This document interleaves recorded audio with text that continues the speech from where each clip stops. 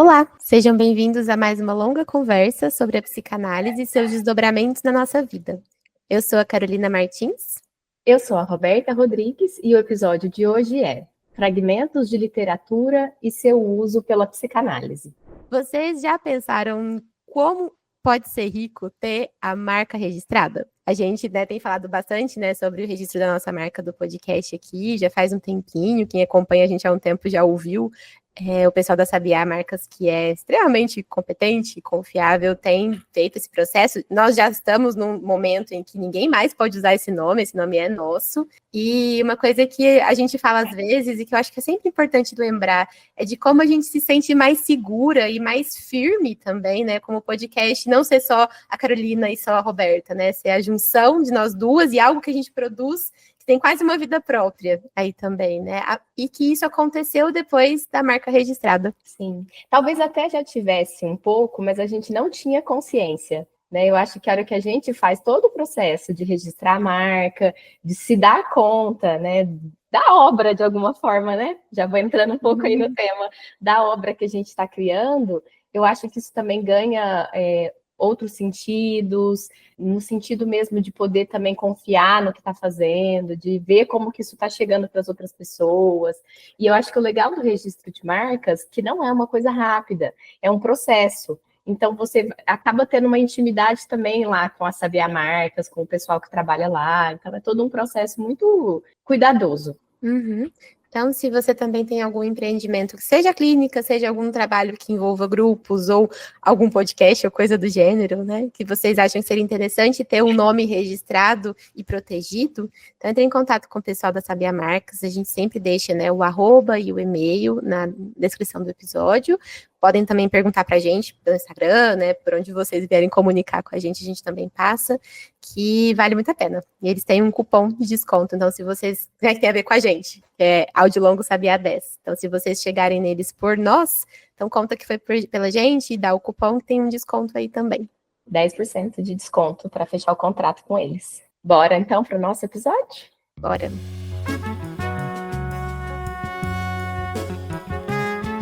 As coisas não são todas tão palpáveis e dizíveis como normalmente querem nos fazer crer. A maioria dos acontecimentos é indizível. Acontece em um espaço que nunca foi visitado por uma palavra. E mais indizíveis que tudo são as obras de arte. Essas existências misteriosas cuja vida é perene, ao lado da nossa, que é perecível. Começa assim a resposta de Hilke à primeira carta trocada com Capu, que deu origem ao livro Cartas a um Jovem Poeta. De forma belíssima, Hilke diz que só vale escrever se Capu encontrar de forma profunda e verdadeira uma resposta afirmativa à pergunta: o senhor morreria se o impedissem de escrever? Se o poeta se faz pela necessidade, poderíamos dizer que ele escreve ou é escrito? Há diferença? Cria e criador parecem se diferenciar apenas, e talvez isso não seja pouco, no prazo de validade.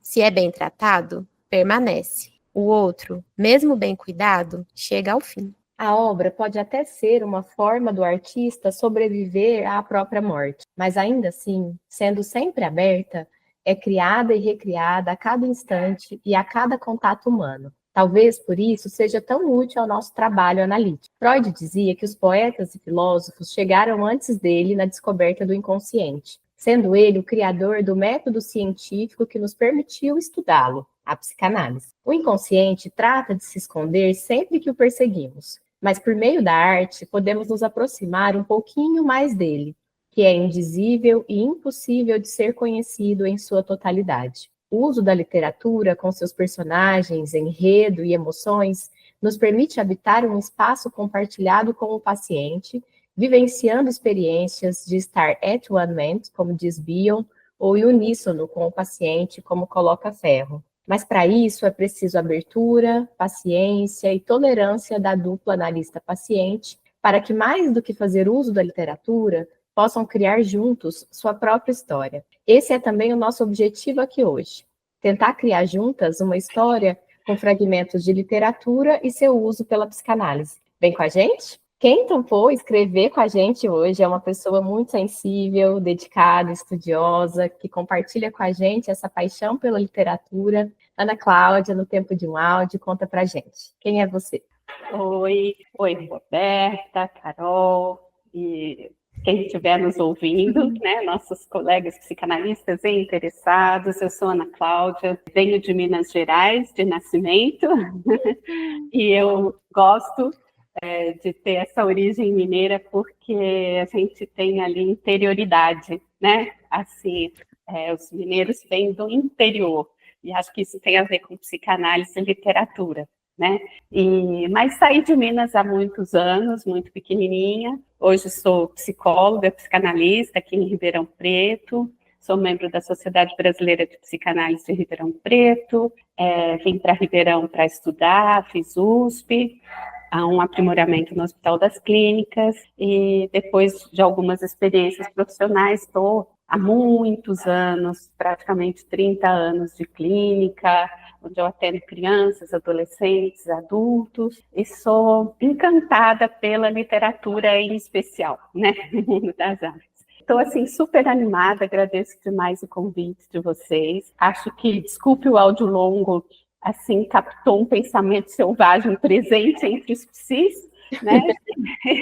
Estava aqui, eu muitas vezes tinha repetido essa frase, e muitas pessoas aí do meu entorno, né? Então, acho que foi muito feliz. Fizeram bem de registrar a marca, porque isso daí tem muita gente repetindo. E é um privilégio estar aqui hoje falando de algo que me interessa muito, apesar de eu não ser uma especialista nisso, né? Mas é um privilégio nosso. Acho que esse interesse, esse carinho pela literatura é muito compartilhado aqui, acho que por nós três, então, porque eu e a Ru vivemos falando de livro, o tempo todo isso aparece, e tá sendo... Tô muito feliz de gravar esse episódio aqui com você. E não sei se você sabe, mas a gente é de Minas também. Somos mineiras, né? Você disse, a gente ficou aqui, né? Sim, conhecemos. Gente, Uberaba. Uberaba? Nós três somos de Uberaba. Uai! Olha que beleza. Eu tô aqui, inclusive. Eu estou em Uberaba. Eu nasci, morei até os 5 anos, mas passei muitas férias, tenho família ainda hoje aí, né? Então, assim, é minha origem. Brincam comigo porque eu não tenho o sotaque típico, né, de Minas, que eu acho uma pena, assim, não deu tempo. Então, falar, você é falsificada, você já é paulista. Mas eu faço questão de manter as minhas origens. E, para mim, eu ligo muito Minas Gerais, meu imaginário, com essa interioridade, sabe? Que tem a ver, acho comum, eu me lembro de férias em Uberaba, e a gente indo tocar e cantar nas praças, seresta, serenata, as pessoas gostam de escrever, e acho que isso tem a ver com Minas. Que legal, que coincidência boa. Sim. É isso. Tá muito em casa, vocês duas têm até o mesmo sobrenome. Ai, pois é. E Almeida das duas, assim, tá bem pra mim, sabe? Então, né? E também, né, vamos ver, Guimarães Rosa, Drummond, então nós estamos em boa companhia, né? Sim. Agora, é da tradição, né, da psicanálise, assim, ter o seu sósia, assim como Freud tinha um poeta que era só, que ele considerava o duplo dele, né? Acho que a psicanálise tem o seu duplo na literatura também, né? Então, a psicanálise nasce junto, eu acho que é quase indissociável. Sim, e é interessante pensar isso, né? Porque é realmente fazer um uso da palavra de um jeito parecido, tanto Exato. Quando se escreve quanto quando se lê, né? Exato. Eu acho que uma questão em comum aí, acho que tem muitas camadas, né, muitas dimensões dessa proximidade da psicanálise com a literatura. Agora, tem uma que eu acho que está assim, no fundamento, né, que é o desafio de colocar em palavras uma expressão, né, comunicar algo que é incomunicável. Então, é um paradoxo, né, presente no nosso trabalho e na literatura, porque as palavras, elas não são leais. A gente pensa que está falando uma coisa e elas nos traem, elas são traidoras. A gente precisa compreender essa linguagem das palavras, né? A palavra escrita, a palavra falada. Então, eu penso que tanto a psicanálise quanto a literatura lida com esse paradoxo. É uma comunicação, mas nessa comunicação tem algo que está sendo, ao mesmo tempo, revelado e escondido, através das palavras. Então, a gente pensa que vai dizer um negócio, mas sai outro. E, muitas vezes, outro ainda que é compreendido. Eu penso que esse é o nosso desafio, né? Na clínica. E eu acho que a literatura dá conta desse desafio quando transmite a emoção na obra, né? Então, o que a gente capta está na palavra, mas só é eficiente se vai além da palavra. Fico pensando, quando a gente pensa na música, né? Também, assim, é a melodia, não é a letra. Exato. E as entrelinhas também, né? Porque isso que você disse do que é dito e não dito ao mesmo tempo, e aí precisa de ter uma capacidade de compreender um pouco da melodia e das entrelinhas para aquela comunicação ser minimamente efetiva, né? Fiquei pensando tanto que comunicar é difícil. Uhum. Agora, fazendo roteiro, eu até vi uma frase da Clarice, né, que fala disso, que as palavras não esmaguem as entrelinhas, é algo assim, não é? A gente precisa das palavras, essa é a questão. Né? Assim, a psicanálise é conhecida como a cura pela fala, né? É dita como a cura pela fala. As pessoas, quando me procuram no consultório, muitas vezes perguntam, mas como é esse trabalho? Né? O que a gente faz aqui? E a melhor maneira de dizer é conversar, né? Então eu falo, olha, a maneira como eu trabalho, nós vamos conversar, mas não é uma conversa qualquer. Então, eu complemento e digo isso, assim, é uma conversa especial, que só acontece aqui. Agora, eu não consigo muito explicar por que ela é especial. Para você perceber como é especial, você vai precisar ver, né? Assim como com crianças, a gente diz, mas como que é o trabalho com criança, né? Assim, olha, eu vou brincar, mas só brincar, mesma coisa, só conversar, mas não é, né? Então, é uma conversa, é uma brincadeira mais especial. Então, é assim que eu consigo explicar o trabalho que eu faço no consultório para quem chega pela primeira vez e não sabe o que vai fazer lá. Né? Eu achei isso tão bonito. É um jeito de convidar a pessoa também a fazer o bendito do ato de fé, né? De vir descobrir, então, de qual que é aquilo. Isso. E assim, para as pessoas não acharem que vão fazer um negócio do outro mundo, que vai deitar e lembrar, e é o passado, ou é aquilo, sei lá, tem outras coisas que trabalham assim, mas a gente não. A gente basicamente conversa. Mas o especial é a gente poder conversar e através daquela conversa ir além, ir para o invisível, para aquilo que não é dito. E é isso que está ali, né? Na palavra escrita também. Nossa, você me fez lembrar uma experiência que eu vivi na residência multiprofissional aqui da USP, e a gente ficava 60% das horas na atenção primária. Então, a gente tinha muita reunião de equipe, visita domiciliar, e aí nas reuniões de equipe a gente discutia os casos, e a região que eu ficava era predominantemente de idosos. E tinham muitas situações que precisava, né, de um acolhimento, uma escuta, mas muita resistência também em relação a atendimento psicológico. E aí, às vezes, eu fazia visita com o agente comunitário, e aí a gente ia começando a conversar ali, eu me apresentava como, eu sou a Roberta, eu vim com o fulano e tal. E, de repente, a gente começava a conversar e tal, aí a pessoa falava assim, mas... E a pessoa ia se soltando, aí a pessoa falava, quem que você é lá no núcleo? Psicóloga. Aí a pessoa assustava, né? Você é psicóloga? E assim, a gente já estava ali, né, numa conversa especial, mas que a hora que você fala, né, é psicóloga, leva um susto. Uma vez no atendimento de uma criança, acho que ela soube dizer isso também de outro jeito, né? Porque a gente estava brincando, como a gente faz com criança, e eu abaixei, tinha caído acho que uma bola embaixo de uma mesa, não sei, eu abaixei para pegar, para buscar, e a gente estava meio brincando no chão. Aí ela falou assim, você já reparou que você é uma adulta diferente? Eu falei, por quê? Sim, você é adulta, mas você está brincando como criança, né? Assim, pelo que eu estava fazendo, né? Então, acho que é essa proximidade, essa intimidade que a gente precisa criar, né? E o que a gente tem para isso Com a criança, a gente tem uma caixa lúdica, a gente tem brinquedo. Com os adultos, a gente tem as palavras. Mas seria muito bom que a gente pudesse usar as palavras como quem brinca, né? Como a gente usa os brinquedos com as crianças. E como os poetas fazem, né?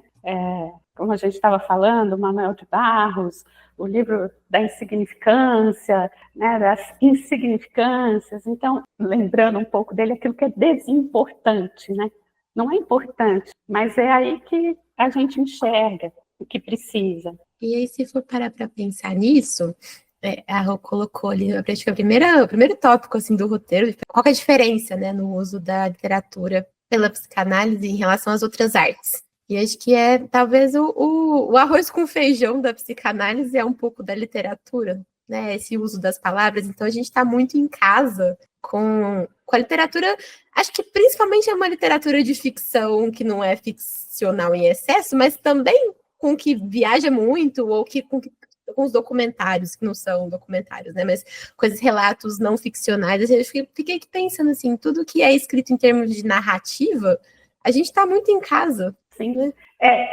Eu penso que a gente compartilha o mesmo recurso, são os mesmos recursos. Se a gente fosse criar de uma maneira diferente, nada impede que a gente, sei lá, leve tintas para o consultório, que a gente possa fazer uma pintura, uma gravura, ou mesmo uma escultura. De certa forma, isso chega um pouco mais perto do atendimento de crianças, quando a gente leva argila, massinha, pinta, né? Então, mas no sentido até do que o Winnicott traz sobre criatividade, porque tem a criatividade do artista, que pode ser, inclusive, um gênio, né, que vai criar obras universais, e é universal no sentido de como aquilo toca o humano. Mas o Winnicott fala da criatividade no viver criativo, que é cada pessoa poder usar de forma criativa os seus recursos para a arte de viver.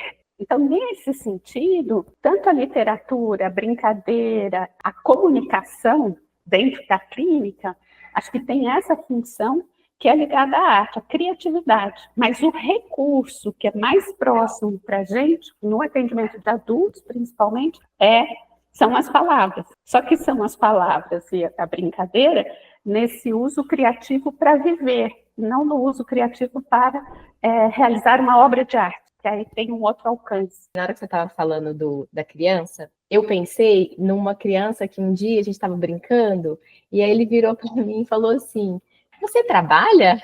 E eu achei assim, maravilhoso, né? Porque eu pensei, por um tempo, nossa, sim, e acho que no nosso trabalho está dando certo, né? Porque é o que o Manuel de Barros fala, assim, de ir para o escritório das horas inúteis, alguma coisa assim, né? Porque se a gente utiliza também do recurso artístico para se defender, ou para mostrar que sabe, ou para não ficar tão angustiado, normalmente tem cara de trabalho. Exato. E eu acho que essa é uma questão que muitas vezes tem-se até um certo preconceito com a psicanálise, quem não conhece muito, ou conhece, acho que até na área psi, que falam assim, nossa, mas aí vai lá, aí o psicanalista fica falando de arte, de não sei, de poema, e o paciente fica sem entender nada, porque às vezes é um paciente que está mais concreto. Então, assim, o uso que a gente faz, né, tá qual sentido, porque isso pode ser no sentido de criar até uma palavra nova, naquele sentido de você estar com o paciente e vem algo, e você fala, e você nem sabe de onde veio, e é uma palavra que já existe, mas você sente que você criou, que você inventou, mas você pode também usar porque tá difícil, porque você tá angustiado, porque você tá cansado, que aí também é para afastar. Exato, eu acho que isso tem a ver com o que o Bion traz de capacidade negativa, né? Essa coisa das horas inúteis, né? Do facho de intensa escuridão, quer dizer, vamos apagar a luz para enxergar, vamos abrir mão da utilidade para a gente estar aberto ao que é verdadeiro, ao que é autêntico. Essa me parece que é a área em comum com o artista, com a arte mesmo. Esse estado que a gente chama negativo, né, de não desejar, não esperar, não perseguir. Imagina um artista que tem que criar, precisa fazer um quadro, ou até no livro Transformações, o Bion também coloca algo assim, que uma obra de arte pode provocar emoção ao ser admirado. Então, é arte. Agora, se o artista faz apenas para fazer uma propaganda, aí não é a mesma emoção, é um clichê. E é isso que diferencia uma obra de arte. Estar aberto a isso, sem buscar insistentemente, para que possa emergir o que é verdadeiro, com essa criatividade que o Winnicott coloca, para viver a vida criativamente, eu penso que tem uma área em comum com a arte. Esse estado de criação, o aguardar pela reverie, né? Pelo sonho, para que possa ser sonhado ali. Agora, se você precisa fazer força, se precisa ser útil, se precisa mostrar resultados, já compromete, já não é brincadeira, né? Muitas pessoas procuram a gente e falam assim, olha, vamos traçar um roteiro, né? Vamos, do que a gente vai fazer, vamos traçar objetivos de aonde a gente quer chegar. E aí é muito difícil a gente explicar, olha, não é por aí. A gente precisa abrir mão disso para encontrar o caminho autêntico. Então, como se a gente estivesse na contramão mesmo, né? Eu sou muito míope, muito mesmo. Então, assim, não enxergo nada sem os óculos, sabe? E aí, tem uma coisa que acontece, inclusive, que quando eu tiro os óculos, eu também não escuto direito. É uma coisa meio estranha. Eu também, viu? Parece que a nossa atenção é muito visual, né? E aí, a hora que tira, perde. Mas eu já percebi que quando eu tiro os óculos e chego muito pertinho, eu enxergo muito mais do que quando eu tô com óculos. Uhum. E eu acho isso tão interessante, assim, do funcionamento dos olhos, assim. E aí, a hora que você falou sobre isso do útil, a Rô falou das horas inúteis, e você falou dessa coisa do utilitarismo, assim, me veio isso na cabeça. O óculos é muito útil, e eu preciso muito dele para viver, inclusive. Eu até tomo banho de óculos, tiro ele no chuveiro, porque eu percebo que eu tô com ele e eu preciso lavar meu rosto. Mas poder tirar um pouco do que é muito útil de vez em quando ajuda a gente a ver outras coisas, a ver diferente do que se a gente ficar só muito preso ali, né? E veio isso, assim, acho que às vezes ilustra um pouco do que vocês estão falando. E aí, eu penso assim, primeiro eu sou míope também, e tenho também isso, eu vou atender, e veja, a gente vai atender uma pessoa que vai deitar no divã, né? Em tese, você não precisa nem enxergar. Mas todo tempo eu falo, eu preciso pôr o óculos para ouvir. E aí eu acho que é uma maneira diferente de usar o óculos, porque é o óculos compondo o que o Bion chama de senso comum. Porque o senso comum para o Bion é justamente aquilo que você percebe através de todos os órgãos do sentido, em comum, né?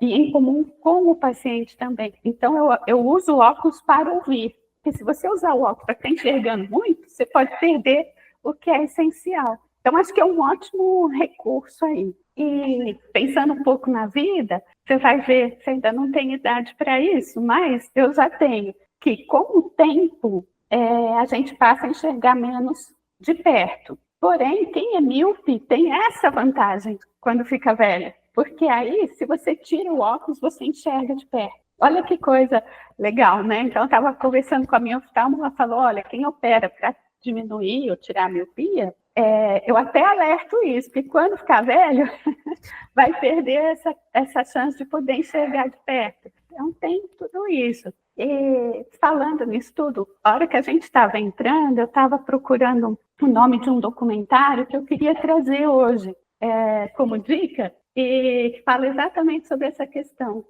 Ele se chama, não sei se vocês conhecem, eu fiquei procurando, eu queria achar o diretor, eu não achei o nome. Janela da Alma. Uhum.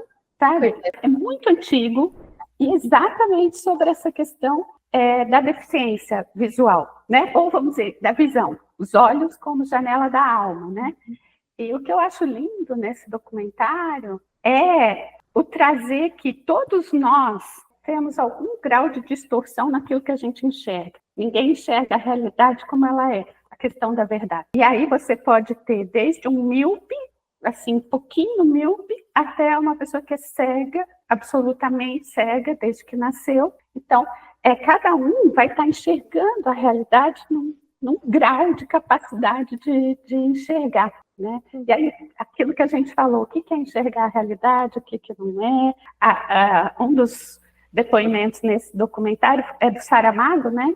E ele tem uma certa deficiência visual, e, se não me engano, foi ele. Eu não posso estar enganado, porque foram vários depoimentos de pessoas com algum grau de deficiência. Se não me engano, foi ele que fala assim, que se o Romeu tivesse enxergado a Julieta, a pele da Julieta, com todos os poros, e através da pele dela, talvez ele não se apaixonasse. Então, assim, quanto a gente enxerga, né, que torna possível a gente tolerar a realidade. Acho isso muito legal, né? E aí o desafio, como é que a gente vai comunicar aquilo que a gente enxerga, que é único, né? Tá fazendo uma conversa tipo essa, esses dias para trás. As conversas que a gente vai entrando numa filosofia meio amalucada, de como é que a gente definiu que o verde que a gente enxerga é o mesmo verde. É verde, que verde é esse tipo de cor aqui, né? Que tá aqui na plantinha. Porque pode ser que o que eu vejo de verde, vocês enxerguem vermelho e vocês chamem de verde, porque vocês aprenderam a vida inteira que aquilo é verde. E a gente estava falando isso em relação ao semáforo de trânsito, né? Exato. E claro que deve ter, né, formas de avaliar o jeito. Acho que isso da cor talvez seja até mais fácil de definir, porque a cor tem essa coisa das ondas, né, da forma como a luz bate, e o olho, como o olho enxerga a luz, assim que eles diagnosticam daltonismo, por exemplo, né? Mas é muito interessante, assim, como que a gente só confia, né? Eu, uma vez, não me lembro onde foi, alguém estava me explicando como se explica cores para uma pessoa cega. Então, o exemplo que a pessoa me deu era assim, o verde, a gente traz o vegetal, né, plantas, folhas e tal, para que ela pegue.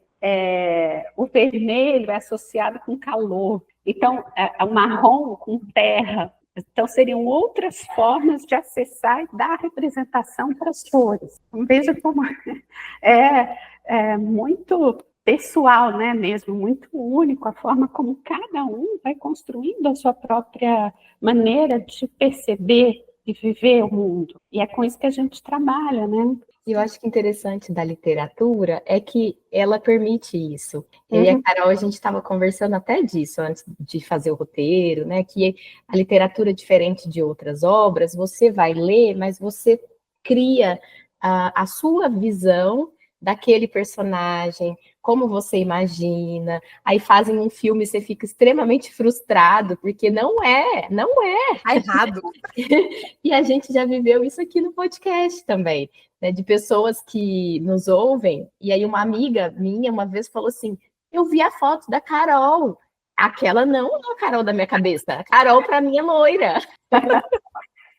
Então tem isso, né, é algo que falta e que dá espaço para a criação. E até para tolerar, né? Eu, por exemplo, prefiro a literatura do que o cinema, né? Gosto muito do cinema, mas eu prefiro, num aspecto pessoal, que eu imagino aquilo que eu consigo imaginar. Então, por exemplo, aquele livro Catador de Pipas, não sei se vocês conhecem. Eu só vi o filme. Eu não vi o filme, eu só li o livro. E é um livro muito forte, né? Eu penso que é um livro, quando eu li, eu pensei, é um livro sem mãe, né? Não existe a figura da mãe. Se passa no Afeganistão, né? Aquelas disputas todas, aquelas guerras que se passam lá, e ele perde os pais, né? Na guerra. E ele sofre série de abusos, né? E violências ali, pequenininho. E são coisas tão fortes, tão pesadas, que eu li isso.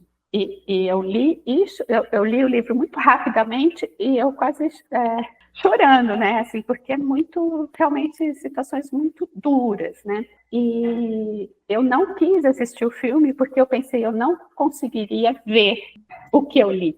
Porque quem vai criar no cinema, cria a imagem que ele dá, e é uma imagem definida. E isso eu achei que podia ser forte demais para mim. Eu não sabia se ia ser na intensidade que eu suportaria, porque ler o livro já tinha sido muito forte e difícil, né? Então, eu acho que a literatura traz isso, é como uma espécie de proteção, né, para a gente. A gente imagina aquilo que a gente dá conta de imaginar, a gente não vai além. do que a gente dá conta. Se você vai além do que você dá conta, é um trauma intrapsíquico, né? Você se traumatiza.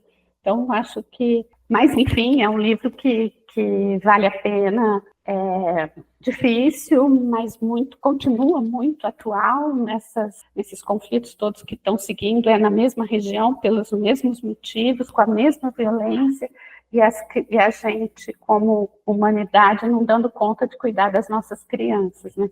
Isso é muito forte, pesado, infelizmente contemporâneo. E bem, não vou dar spoiler do livro, né? Fica a dica. Se quiser, pode dar. A gente põe um alerta de spoiler.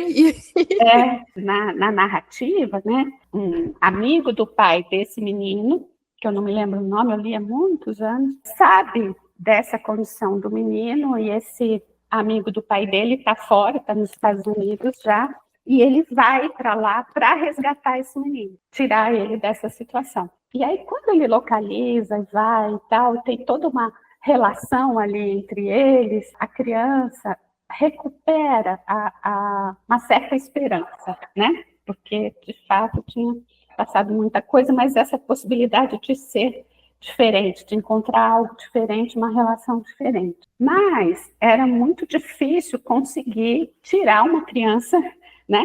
Ter autorização para tirar uma criança de um país que está nessa situação e tudo mais, e ele não consegue. E aí, num dia, ele fala isso para o menino, que ele precisaria ir embora e que o menino ficaria ali sem ele, esperando por ele. Aí, nessa noite, a criança tenta um suicídio, o menino tenta um suicídio. E no outro dia, na verdade, sai a autorização. Então, ele nem precisaria ir embora, ia dar certo de levar. Ele cuida, o menino se recupera, né, e consegue ir embora, só que aí, pelo menos no livro, né, fica evidente, assim, as marcas, as sequelas de tudo que ele tinha passado, né? Então, é isso que eu digo, assim, a força, né, do que você lê é humana e tudo, mas você vê em uma tela de cinema é diferente, né? E a literatura nos permite entrar em contato com isso de uma outra forma, já transformando, inclusive. Acho que tem essa questão até da miopia, né, que a gente está falando. Nesse caso, a miopia, né, assim, que o livro possibilita, pode ser uma proteção, no sentido de não ver tudo, né, e um tudo, que eu acho que é difícil isso, né, porque isso me lembra o texto do Drummond, né, da verdade, que ele fala que a verdade, no fim das contas, cara, você tem que escolher, né, optar. Cabe a cada um optar conforme a sua miopia, seu capricho e sua ilusão. Eu acho que a gente tem muita dificuldade, né, de tolerar que essa verdade, ela sempre vai ser permeada por tudo isso. Então, acho que a hora que coloca numa tela, que projeta na tela, parece que aquela é a verdade, né, finalizada, terminada, a obra acabada. E satura mais, né? Mas até isso é ilusório, porque se a gente for parar para pensar, o jeito como o filme fica para mim é diferente do jeito como o filme fica para outras pessoas, mesmo que tenha menos liberdade, né, do que é o livro, assim, tem coisas mais ali concretas, mas até isso fragmenta, é isso que eu quero dizer. Sim, e de novo, você vê, tem algum material concreto, mas tem algo que vai além daquele concreto. Na narrativa, né? Mas o que eu estava sentindo aqui é que isso tudo, né, vai acontecendo não só na literatura, mas na palavra narrada, porque você foi contando isso e parece que foi chegando, o que ela falou da melodia, né, foi chegando um negócio tão triste, eu fui ficando tão triste aqui, sentindo um pouco como se eu estivesse lendo, sabe? E foi chegando o sentimento junto. Inclusive, fui lembrando de livros que fizeram um pouco disso comigo também, assim, de gerar essa onda grande de emoção, mas com o que você foi falando também. Eu acho que isso é importante para explicar, né, para as pessoas o porquê que a gente utiliza desses recursos numa sessão, né? Porque às vezes é por meio disso, né, que você capta alguma coisa que também você não sabe o que é, né, que estava ali no campo e que até então não tinha forma, né? E vai continuar sem forma, mas talvez é assim que você capta a emoção, como a Carol disse que conseguiu sentir. Isso que é o que você falou no início da nossa conversa do uníssono, estar em uníssono. A questão é a emoção, né? Então, quando eu estou transmitindo, né, algo que eu vivo, que é autêntico meu, né, da minha emoção, e você pode ouvir e captar isso, a gente está em uníssono, né? É mais ou menos assim, eu sei do que você está falando. Né? E essa história que a gente lê no livro, quantas histórias assim, ou às vezes mais tristes até, a gente ouve no consultório. E aí, a gente, para estar em uníssono, a gente sofre o que o paciente sofre, né? Para poder transformar isso.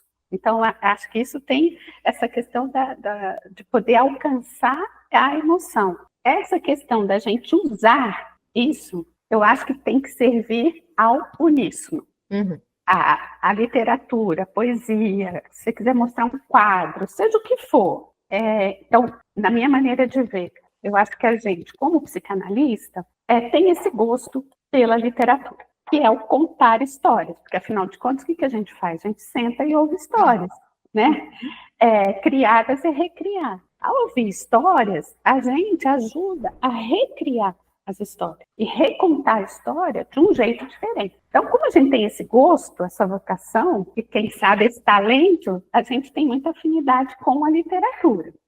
Aí, tendo essa afinidade com a literatura, a gente acaba lendo por gosto, por prazer, prosa e poesia, poemas e passa a conhecer. Então, isso fica para nós como um vocabulário, né? Fica para nós como uma ajuda para alcançar o outro e para ajudar o outro a enxergar aquilo que ele está falando de outro jeito ou poder dar uma forma para aquilo que ele está falando. Então, acho que a literatura pode ajudar aí, desde que seja autêntica, desde que seja verdadeira, nesse sentido da autenticidade, não da verdade moral absoluta, mas verdadeira. Pode ajudar. Se usada nessa comunicação, nesse compartilhamento, né, nessa área em comum. Não adianta a gente declamar um poema maravilhoso que o outro não ouve. Aí eu acho que é a arte da psicanálise, entende? E a diferença com o artista. Porque o artista, quando ele produz, num certo sentido, entre aspas, inutilmente. Inutilmente nesse sentido de estar livre, né? E poder apresentar algo que, sendo arte, vai ser universal e pode tocar muitas pessoas e de formas diferentes. Ele não está preocupado em falar com a Roberta ou falar comigo, né? Nesse sentido é inútil, tá? Tá livre para quem quiser ver e tal, e vai usar e transformar aquilo no que quiser, no que puder. No consultório, não. Aí eu acho que, então, a gente tem algo em comum com a literatura, algo em comum com as artes, mas a gente tem um diferencial, que o que a gente usa precisa ser específico para aquela pessoa, para aquele lugar, naquele momento, e precisa ser eficiente nesse sentido. Então, aí eu acho que é importante também essa diferenciação, porque às vezes a gente vai ler até trabalhos de psicanálise e tal, ou descrição de material clínico, e aí vem uma poesia, vem outra poesia, vem outra não sei o quê, aquilo começa a soar mal, sabe? Porque a gente pode ali, muitas vezes, ter uma noção da cultura do analista, como essa pessoa é culta e tal, mas não do encontro, né? Daquele encontro único. Esse episódio é patrocinado por Ana Luísa Guimarães, Anglofone English Curses, @escuta_na_praca, @flaviana.psico, Francisco Alves, Iraci Pereira, José Roberto de Almeida, Lúcia Barbosa, Luiz do Nascimento, Maria Carolina Bisinotto, Maria Carolina Figueiredo, psicóloga Patrícia Pimenta, Sônia de Almeida e Terezinha Barbosa. A partir de R$ 21,00 você pode ser nosso patrocinador e também ter seu nome ou @ citado aqui. Acesse www.catarse.me/Desculpa o Áudio Longo e venha fazer parte do nosso time. Quem nos segue no Instagram já viu a grande festa que está sendo receber tanta gente nova pertinho de nós. Então eu sou muito assim, adoro literatura, acho que é possível usar assim, mas eu adoro assistir desenho animado, sei de música sertaneja, de música techno. Outro dia uma adolescente perguntou para mim, você sabe quem é o João, né? Eu falei, sei quem é. Então, assim, a gente precisa ter vocabulário para conversar com quem a gente conversa. Eu me lembro quando eu conheci Marília Mendonça, né? Ouvi as músicas dela. Eu achei aquilo demais. O gênero, música sertaneja, claro, não é o meu preferido, vamos dizer assim, né? Eu tenho outras preferências, mas algumas músicas eu gosto muito, eu ouço de tudo. Mas quando eu ouvi Marília Mendonça, eu pensei, essa menina era uma menina jovem, né? Está falando coisas importantes no universo sertanejo. Uhum. Era uma mulher, eu vi isso, né? Era uma mulher que estava falando coisas assim, de uma emancipação feminina. E ela falava isso de um jeito diferente. Uma música dela que falava assim, isso é amor ou doença? Já abordando a questão da violência, né? Então, dependendo, a gente vai usar Shakespeare, mas dependendo da pessoa, nós vamos usar Marília Mendonça, nós vamos usar um desenho, nós vamos usar Divertidamente, Procurando Nemo, o João, memes da internet. Futebol, receita de bolo. Então, a gente também, eu penso que precisa ter uma certa fluência, assim, sabe? Em universos diferentes. É claro que se você restringir muito a língua que você fala, você vai restringir as pessoas com quem você fala, né? Então, você vai, vamos dizer, atender determinado perfil na sua clínica. Agora, se você puder aprender outras línguas, ou pelo menos estiver aberto para isso, você vai receber pessoas diferentes, né? De universos diferentes. E eu acho isso muito legal, né? Fica menos arrogante também. Menos intelectualizado, aquela coisa de mostrar, nossa, olha como eu sei vários poemas. Parece uma coisa meio... Que tem um que é melhor que o outro é pior. Uhum. Exato. E isso eu acho muito perigoso.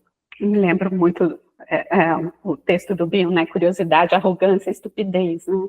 E a questão até da verdade, né? Se você tem uma verdade que é absoluta, uma cultura que é a melhor, e aí, obviamente, é a sua, né?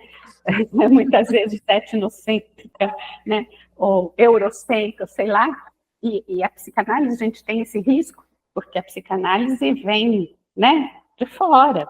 Com uma outra cultura. Se a psicanálise tivesse nascido aqui, no Brasil, será que, ao invés de a mitologia que o Freud se reportou, a gente não estaria, né, se reportando, podendo se reportar uma mitologia indígena, ou uma mitologia mais, né, africana, oriental? Será que a gente pode buscar isso? Porque a gente sabe que a mitologia, por exemplo, é universal, e que algumas figuras são universais, né? Que a gente pode ter correspondência.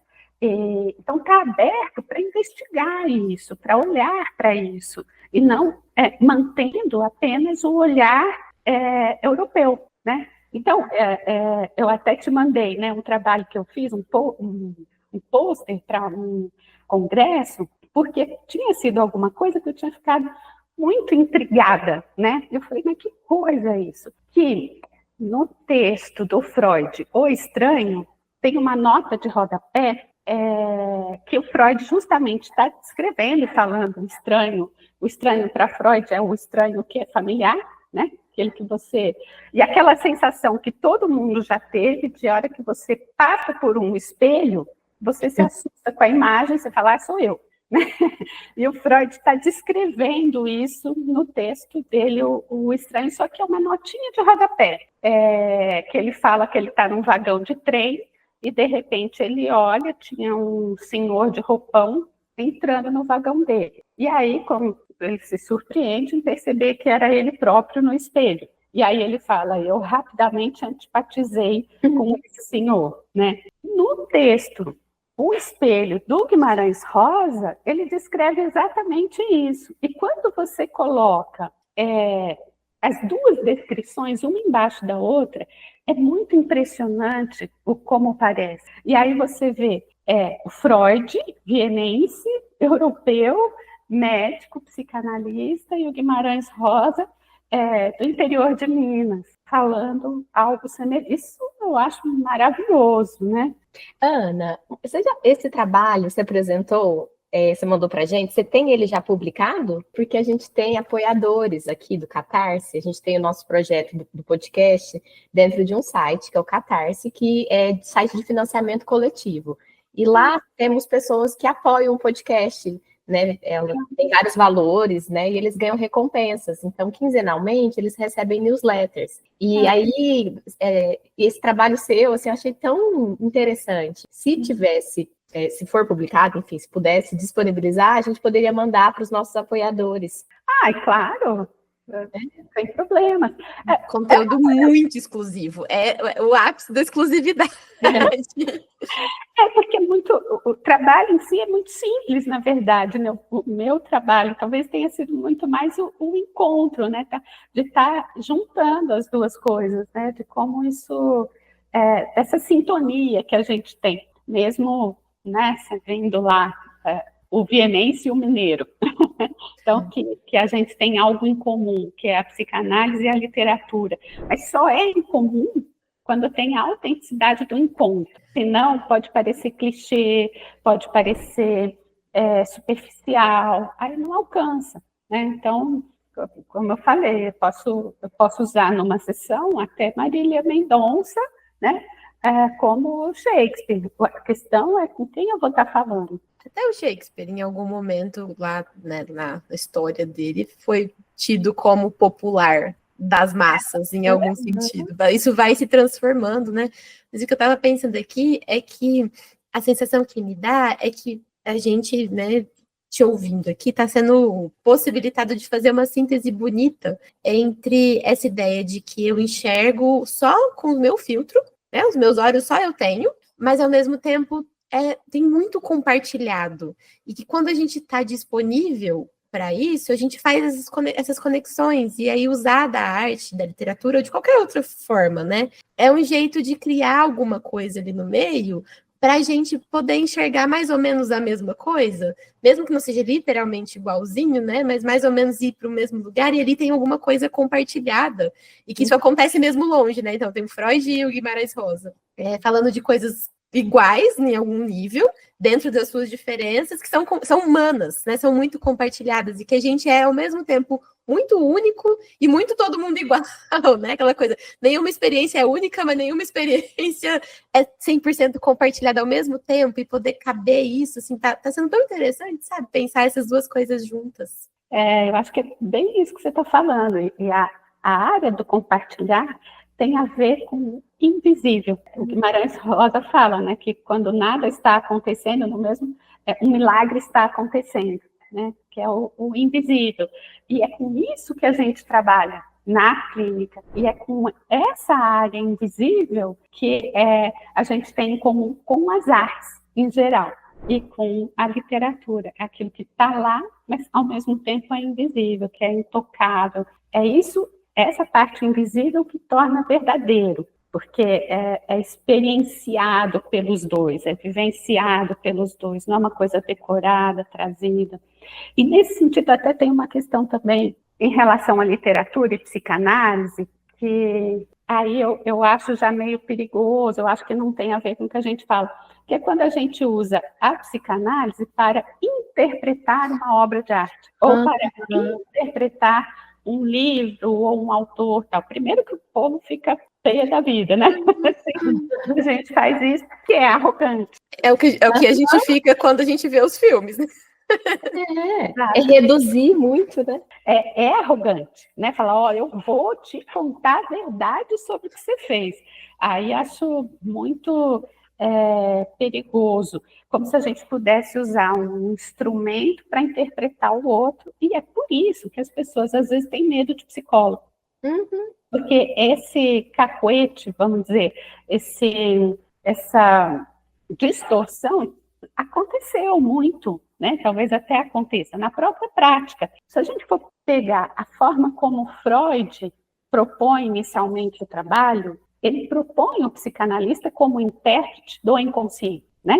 como intérprete. Quando você fala intérprete, o intérprete está de fora e está falando sobre algo que está no outro, que é do outro, que é mais ou menos essa postura. Ó, eu vou te contar o que está acontecendo com você. Eu vou usar da minha autoridade, da minha ciência, para te interpretar. E essa é uma postura, do meu ponto de vista, autoritária e arrogante, né? Se você vai nisso ao pé da letra. A psicanálise se desenvolveu, evoluiu e transformou e se expandiu, e hoje a gente pode enxergar e trabalhar isso de uma outra forma, onde a gente não está interpretando uma obra, né? Que seria o inconsciente ou um sonho do paciente. Nós estamos participando junto com ele dessa concepção, dessa constituição dessa obra.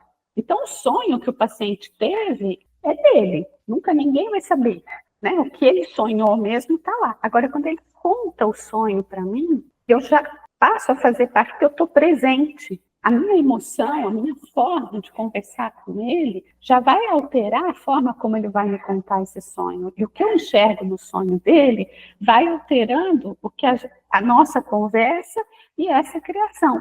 E aí, esse sonho, ele é recriado na dupla. Ele passa por uma transformação. A gente espera que não seja uma distorção, né?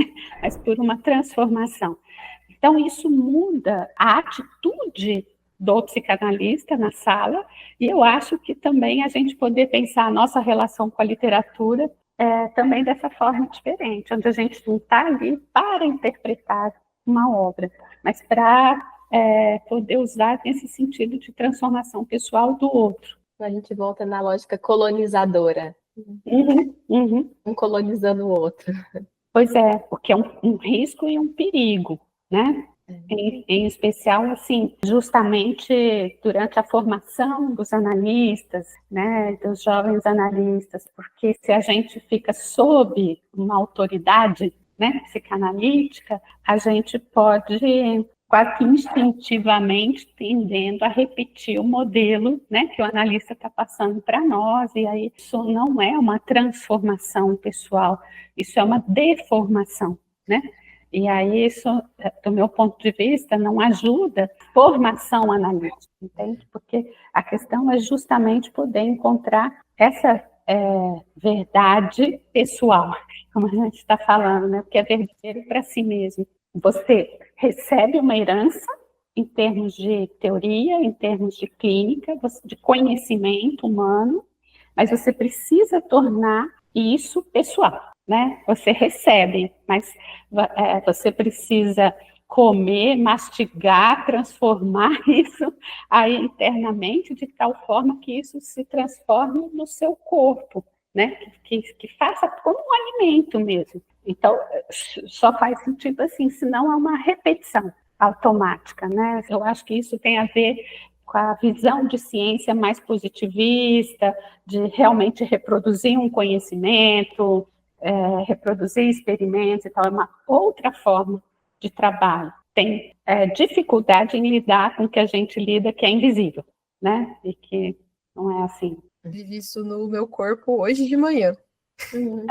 É engraçado, olha aqui, porque veio um pensamento muito menos elaborado do que isso que você acabou de dizer, mas mais ou menos parecido na minha cabeça hoje cedo. Eu tô jogando vôlei, e eu sempre fui uma negação em todos os esportes, sabe?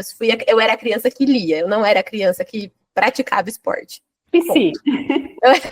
Desde petitica.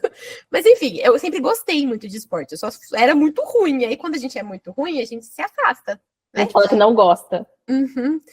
Mas eu sempre amei assistir esporte, assim, meu pai sempre jogou vôlei, e aí, enfim, uma história gigante com vôlei, ponto é que agora eu tô jogando vôlei. E só que em algum momento eu soube sacar, e depois que eu voltei agora, eu não sei se eu fiquei pressionada, e quando você vai sacar no vôlei, é só você que acontece, tá toda a atenção em torno de você, eu tava errando todos os saques, e aí toda hora vinha alguém me ensinar a fazer, e eu até li como sacar, e fui, tipo assim, quando alguém me ensinava, saía um pouquinho melhor, mas tava muito ruim, era tipo na sorte, de vez em quando saía, de vez em quando não. Aí, eu mudei a mão, eu tava tentando sacar com um soquinho assim, eu mudei pra sacar com um soquinho pegando aqui, né? Ó, quem tá ouvindo, vai lá pro YouTube pra ver a Carol. Onde que eu tô mostrando. E deu muito certo. Não certo a ponto de eu ficar um tempo no saque e ir acertando. Quer dizer que eu descobri um jeito de sacar que funcionava, sabe? Pra mim. E aí veio um amigo meu falando, mas por que você tá fazendo desse jeito? Desse jeito é muito mais difícil. Por que você não vira a mão? Eu falei, mas é assim que tava dando errado. Me deixa sacar do meu jeito. E aí eu fiquei com esse sentimento assim, de que às vezes a gente precisa encontrar um jeito nosso, que funciona pro nosso corpo de fazer as coisas. E você falando isso, resgatou isso. Na mesma hora, assim, de que bom que tem gente para ensinar e que bom que existe uma teoria para ser ensinada, porque também tem algumas coisas que não podem mudar ali. Eu não posso sacar de onde eu quiser. Eu não posso chegar lá pertinho da rede e sacar dali. Tá errado isso. Mas o jeito de fazer dentro desses moldes, no caso do saque, era meu ali, né? Eu que tinha que encontrar. Tem um livro pequenininho, fininho, que se chama A Arte Cavalheiresca do Arqueiro Zen. Exatamente isso. Alguém, um ocidental, que vai aprender a arte do arco e flecha. E tem um mestre lá. E aí ele fica muito querendo acertar. E que jeito, igual você estava descrevendo, né? E o mestre, né, o Zen, fala para ele, olha, você tem que fazer menos força, né? Como que eu vou acertar lá que tem o alvo, né? Fecha o olho para acertar.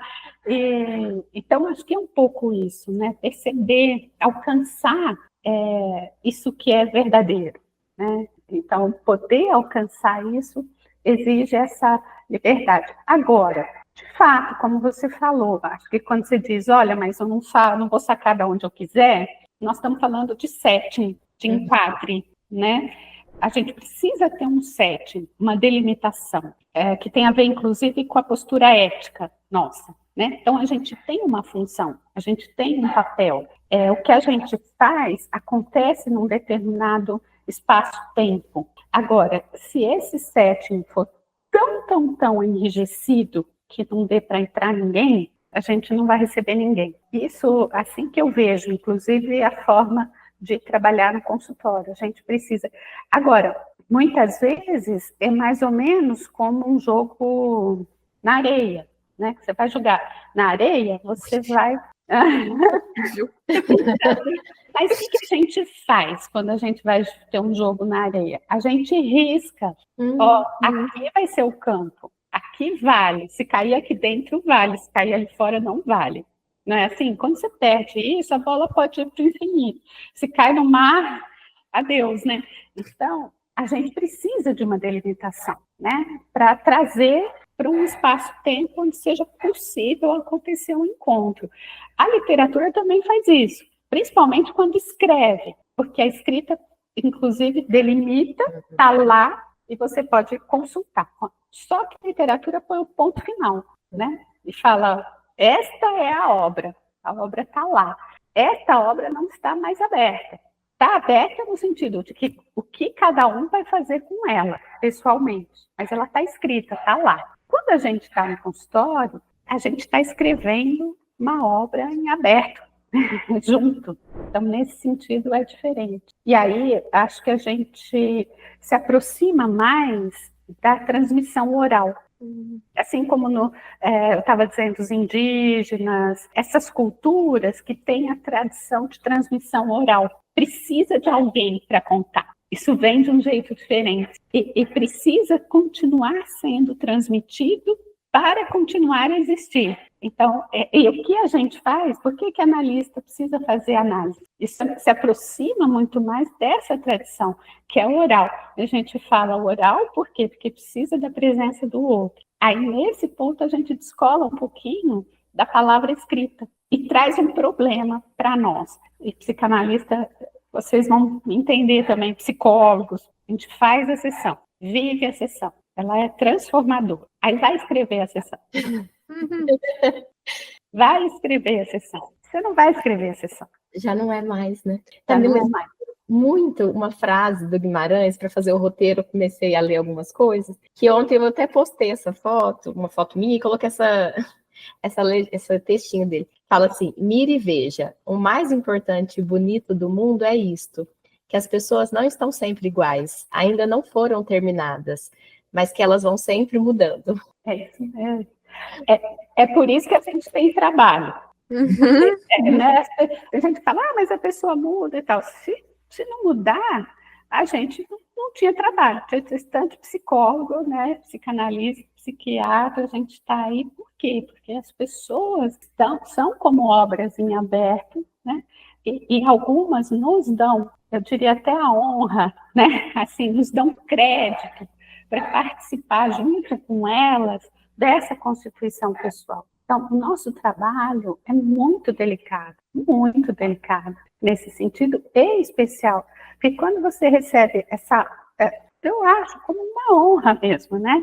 O seu trabalho na clínica ganha um sentido que é muito especial, e aí todo o nosso cuidado ético, com a nossa formação, com essa delimitação de setting, com a nossa formação, e com o cuidado ético de alcançar aquela pessoa, aquele ser individual, na sua individualidade. Nesse ponto aí, eu acho que é a especificidade da psicanálise em relação à obra de arte.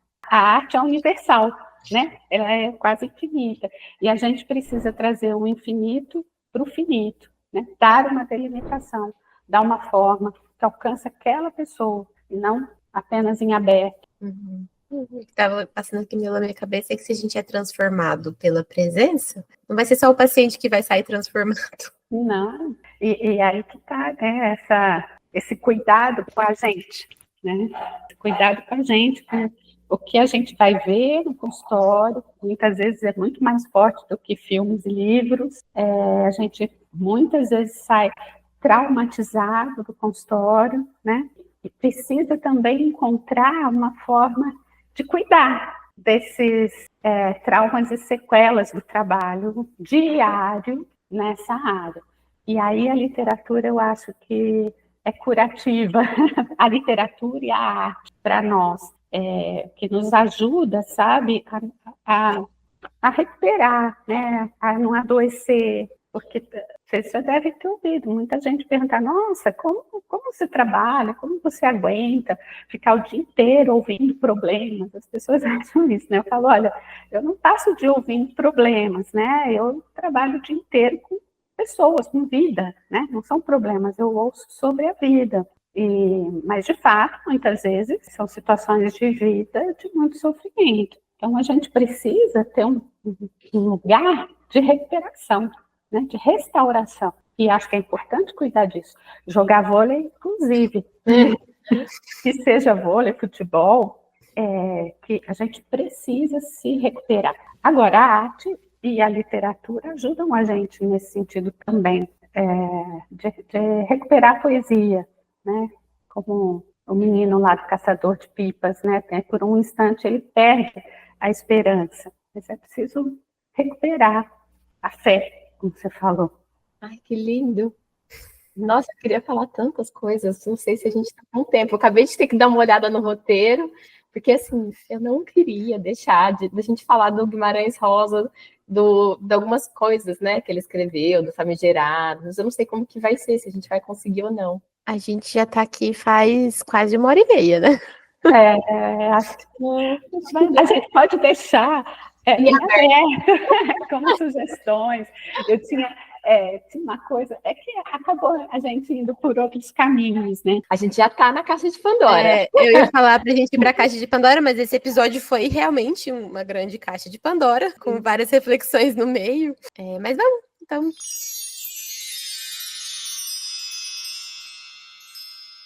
Eu tive uma experiência há uns anos, acho que há uns 2 anos, que eu fui para a FLIP, né, a festa literária lá de Paraty e tal, pessoalmente, era um sonho que eu tinha, e eu nunca tinha ido, assim, pessoalmente. Eu tinha tido um online que eu tinha assistido e tal.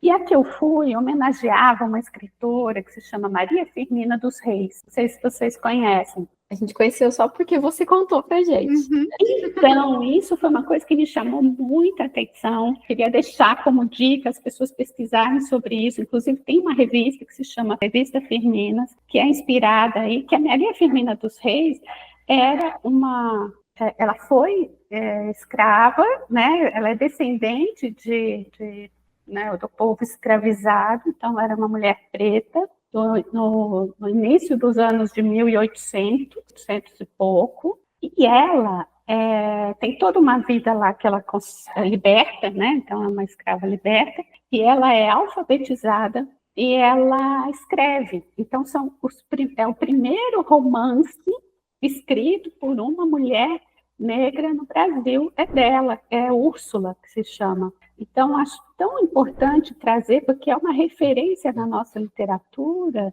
que a gente não estuda, não conhece, deveria compor o nosso currículo, né? Assim, e eu me senti muito ignorante lá.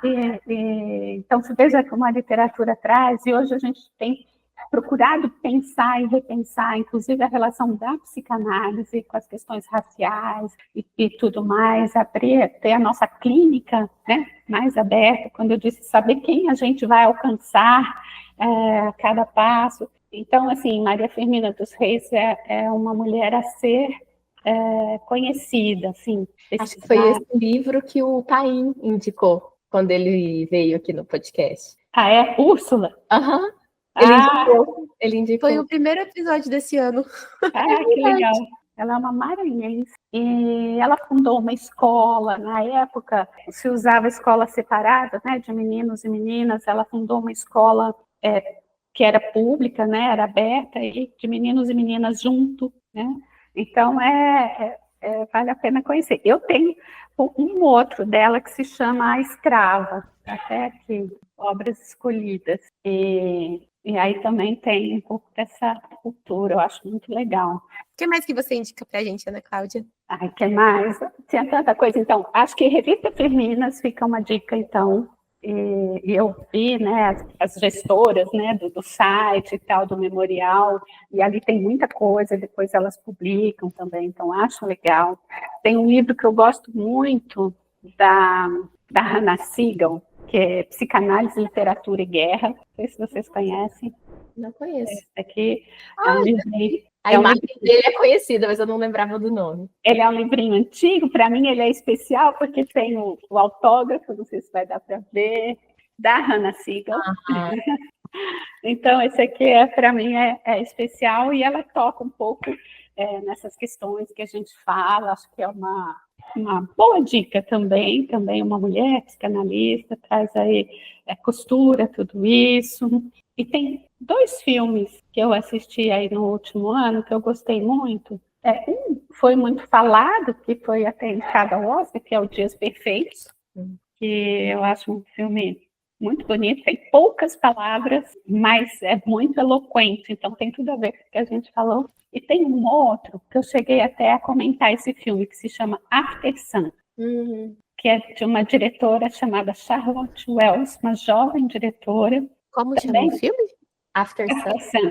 Pós-sol. Uma referência depois do sol mesmo, né?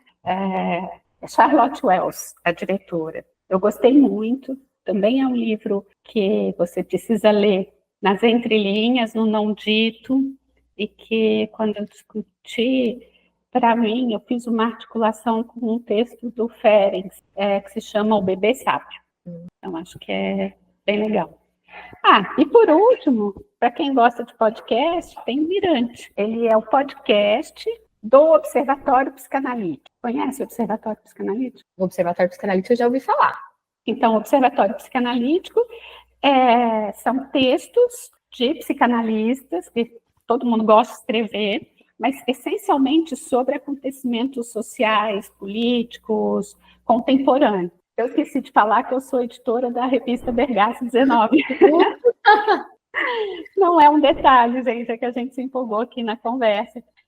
Também pelo meu gosto aí pela escrita, a Bergasse 19 é a revista oficial, né, da sociedade.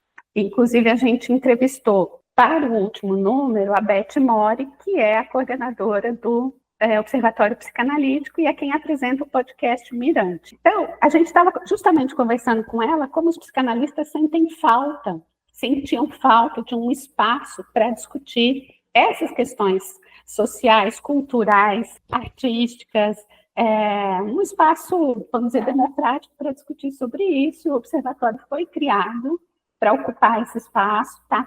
É muito intenso.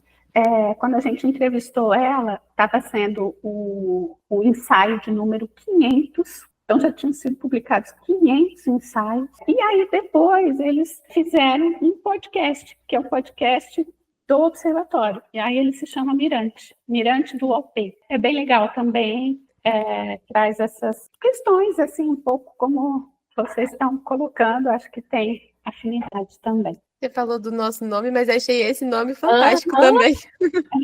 Mirante, né? Para fazer esse trabalho que vocês estão fazendo aqui, que é super legal, precisa dessa criatividade que a gente estava falando, né? Que é a criatividade que pode ser do artista, mas que é a criatividade necessária para o bem viver, como diz o Winnicott. Então, eu acho que quem vai fazer podcast, trabalhar assim, precisa dessa criatividade. Aí os nomes saem especiais, né? Assim, são criativos. Que gostoso ouvir isso. Sim.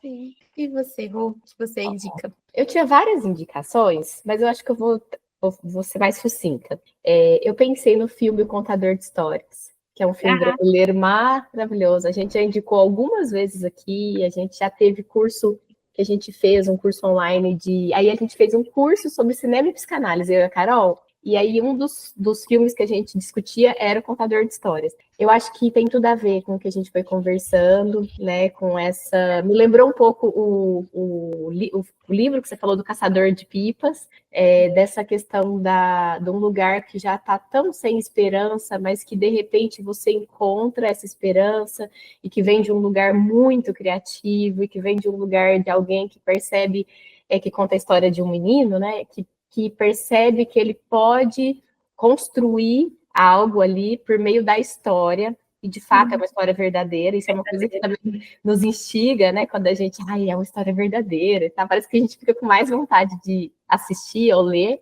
É um livro, é um filme lindo, tá no YouTube, disponível no YouTube, assistam, vocês não vão se arrepender, é muito lindo.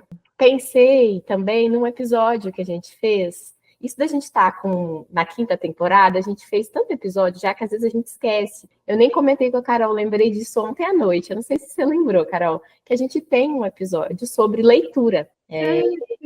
Literatura, leitura, não foi com foi com uma pessoa que não é da área, né? Mas tá um episódio bem legal também. É o nosso episódio, deixa eu ver o número aqui, 32, Uma Paixão Chamada Leitura, que eu acho que complementa um pouco do que a gente foi conversando aqui. As outras indicações que eu ia dizer é Manuel de Barros, o Cartas a um Jovem Poeta, coisas que a gente já foi citando aqui. Durante a conversa, eu fiquei pensando quanto que a literatura nos abre mesmo para mundos diferentes. E aí eu fiquei pensando em pessoas que estão aqui, que às vezes gostariam de ler mais, né, de ter mais acesso à leitura, mas que têm dificuldade para fazer isso. Eu faço parte de um clube de leitura com amigas da infância, a gente criou esse clube na época da pandemia, e assim, umas desistiram ao longo do caminho, aí outras depois voltam, é online. E eu acho que essa é uma boa dica, assim, fazer clubes de leituras, grupos de leituras, porque isso te ajuda a manter a literatura com você, né? E fazer isso com pessoas diferentes, porque a gente está muito acostumada a conversar no nosso universo psi, e aí eu contei para a Carol de um encontro que a gente teve, e era sobre a Carla Madeira, e eu amo.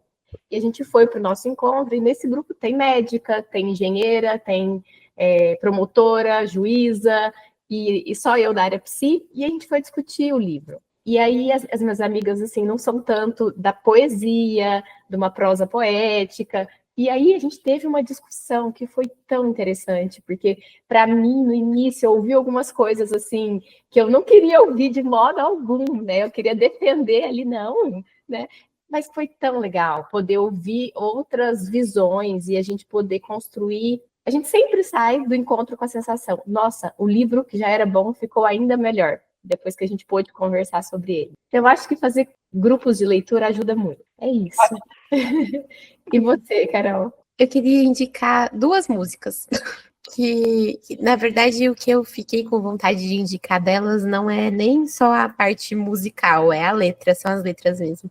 Uma chama O Quereres, do Caetano, que é poesia. Caetano é muito poesia, né? Mas é uma poesia muito, muito psicanalítica, em que ele vai trazendo os contrários e vai trazendo essa coisa da vontade, do desejo e do querer, na verdade, que é né, o nome da música.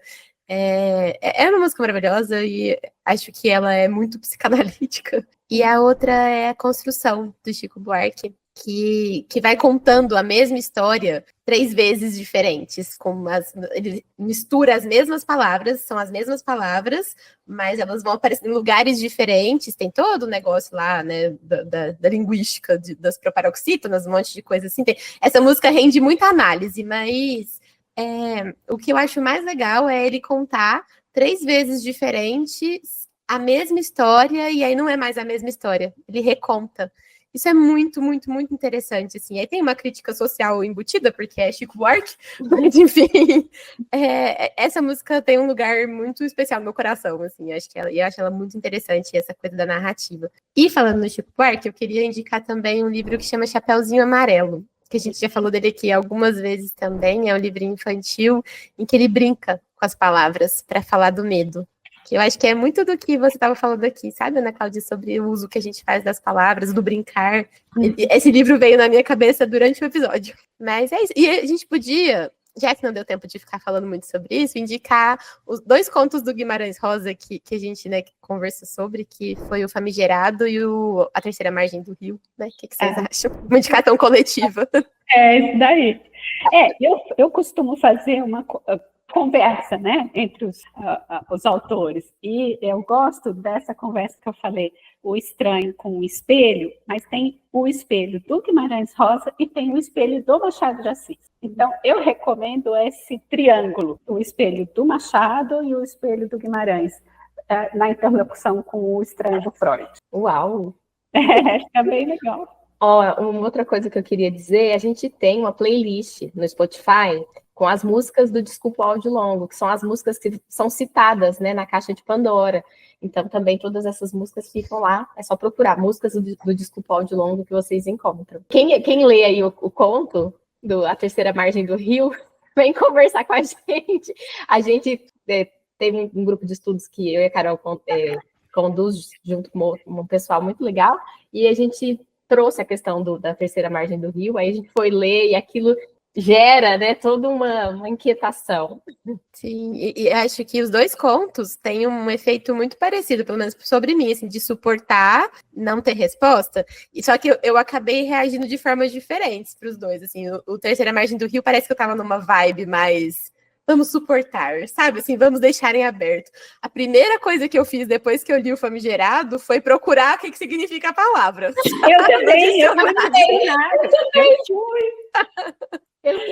Eu também fui no dicionário e depois eu tive também a oportunidade de conversar com a Marisa Gianecchini, né, que é uma professora de literatura e tal, fazer um grupo com ela e aprender um pouco mais.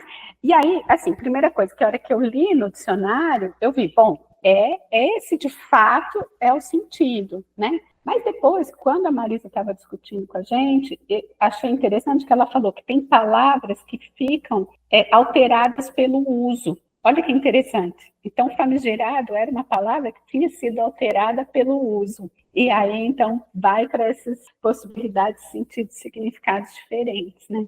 É muito rico. A gente claramente não quer acabar esse episódio, né? Dificuldade para acabar.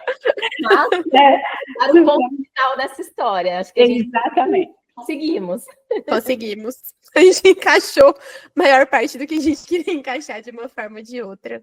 E fica aberto, né? Inclusive, se as pessoas que escutarem aqui quiserem conversar com a gente sobre qualquer uma das outras coisas que a gente falou aqui, então venham falar com a gente pelo Instagram, pelo YouTube, né? Pelo Spotify também dá para conversar por lá. Tudo agora virou rede social comunicável, né? Tem nosso e-mail também. Então, enfim, venham falar com a gente está sempre muito disponível para continuar trocando. Se vocês não seguem a gente no YouTube, segue lá também, que sempre que tem episódio novo, você é notificado. Sim. Ana, muito obrigada. Prazer. Eu que agradeço muito mesmo. Adorei. Adorei estar com vocês. A gente também. Até a próxima. Se você gostou desse episódio, se inscreva no canal ou siga a gente na sua plataforma de áudio preferida. E compartilhe o episódio com quem possa também se interessar pelo assunto. Se você ficou pensando algo e quer compartilhar com a gente, comente nas nossas redes sociais. E se você quer conversar mais de pertinho com a gente pelo grupo do WhatsApp e receber newsletters quinzenais, seja um apoiador pelo Catarse. Até o próximo episódio.